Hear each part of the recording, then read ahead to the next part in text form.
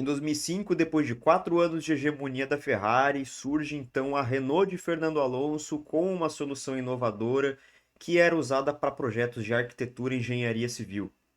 No raio-x da Fórmula 1 de hoje, vamos falar do Renault R25 da temporada de 2005, que deu o primeiro título mundial a Dom Fernando Alonso das Astúrias. A equipe de Anston, que antes era Benetton, que antes era Toleman, vinha numa crescente desde 2003 com o próprio Fernando Alonso, liderado por Flávio Briatore e com Pat Simons no comando técnico da equipe. Batalhando por vitórias, por pódios constantes desde 2003 e também 2004, a Renault viu em 2005 uma grande oportunidade de dar um passo à frente e lutar pelo título, que foi justamente a mudança de regulamento que aconteceu em 2004 para 2005 para tentar parar a Ferrari de Michael Schumacher.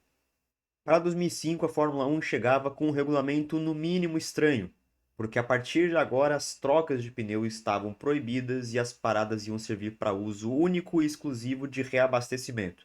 Você até podia trocar pneus, desde que fosse um caso extremo como um furo, estouro, delaminação, ou em casos de desgaste extremo que poderia significar algum risco para você ou para os demais. Tudo isso, como eu já tinha falado, para parar a Ferrari de Michael Schumacher, que de 2001 até 2004 ganhou muitas, mas muitas das corridas na base da estratégia, que casava muito com o estilo do Ross Brown, do Schumacher e também dos pneus Bridgestone. Nessa época, nós ainda estávamos vivendo uma guerra de pneus entre a fabricante francesa Michelin, que tinha compostos que duravam mais, em ritmos de corrida eram relativamente melhores e também tinham menos resistência lateral, enquanto a Bridgestone apostava numa gama com maior resistência lateral, porém com uma gama um pouco mais macia, que acabava dando bom desempenho para a classificação, mas nem sempre traduzia em boas corridas, já que os pilotos, já que não podiam mais trocar pneus, tinham que passar praticamente a corrida toda gerenciando o ritmo para não desgastar demais os pneus. E isso foi crucial para alterar a ordem de força das equipes para 2005, porque naquele momento apenas 3 equipes utilizavam os pneus Bridgestone, que eram a Ferrari, a Jordan e também a Minardi, enquanto o resto inteiro do grid estava usando os pneus Michelin, que já tinham sido provados em 2003 e também em 2004, com pneus capazes de brigar pelo título e também extrair um bom desempenho em certa parte da temporada. Em 2003, por exemplo, Montoya e Ralf Schumacher venceram 3, 4 provas seguidas, justamente por causa que era uma parte da temporada que era mais fria e casava melhor com os pneus Michelin do que os pneus Bridgestone. E com isso, a McLaren passou a ser o carro mais rápido da temporada, mas não o melhor, porque a Renault era um carro muito mais confiável. Isso, inclusive, foi determinante na conquista do título do Fernando Alonso. Daí, na ordem de força, a gente tinha a McLaren em primeiro, Renault em segundo e a Ferrari em terceiro, sendo ameaçado pela Toyota durante boa parte do campeonato e, inclusive, não conseguindo sequer brigar por vitórias, pole positions constantes ou sequer ameaçar McLaren e Renault na disputa pelo título de construtores. O R25 foi projetado por Bob Bell, Dino Tosso, Robin Toulouse, guardem bem esse nome, sob a liderança de Pat Simons. Era um chassi muito leve e confiável, o carro ao todo pesava 605 kg e era movido por um motor Renault V10, obviamente, o RS25, que girava ali por volta dos seus 800 até 900 cavalos quando girava a 19.000 RPM.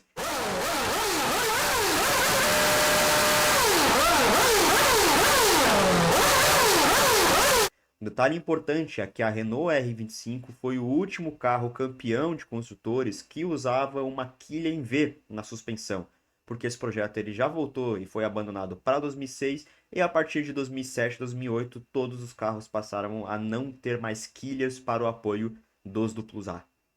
E pilotado por Fernando Alonso e também o Giancarlo Fisichella, o R25 termina o ano de 2005 com 8 vitórias, 7 poles e o título mundial tanto de piloto quanto de construtores, conseguindo então o objetivo da equipe que era desbancar a Ferrari de Schumacher e também a McLaren de Kimi Raikkonen.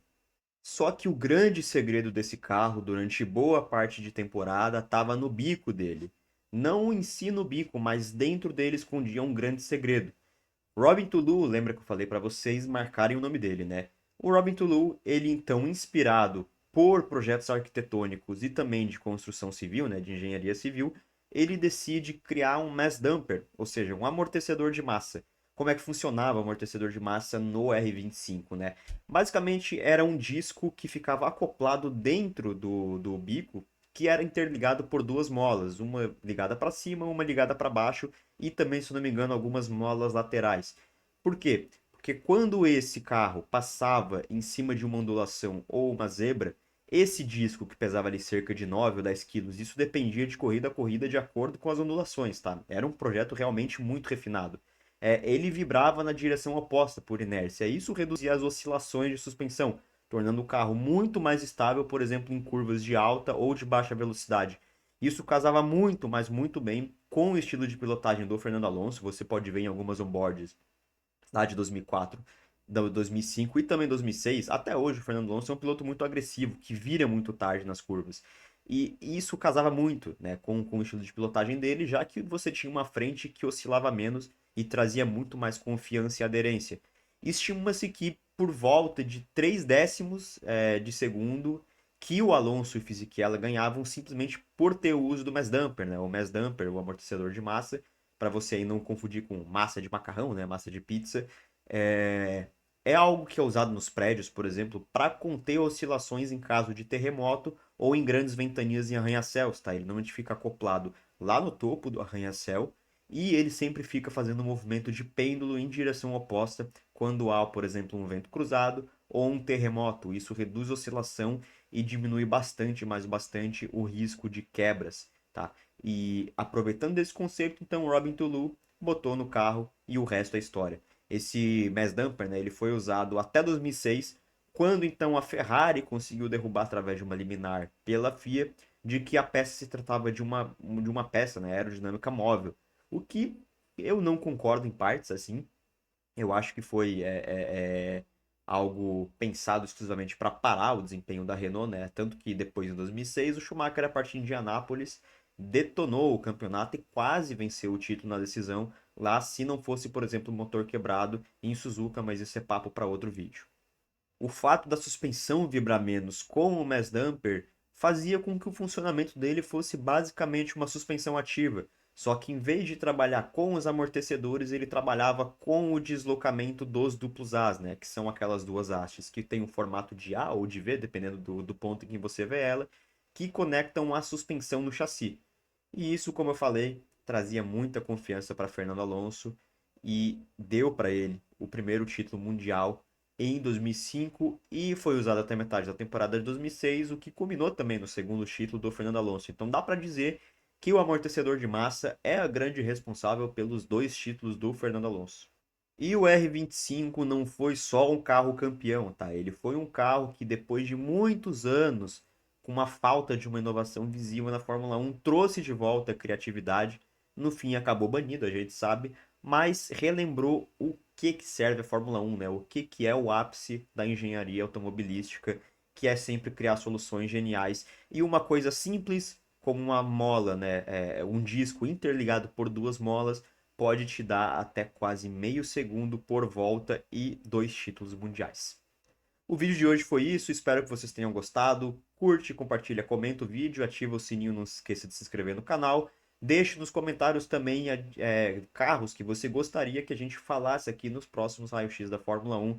Espero vocês no próximo vídeo. Falou!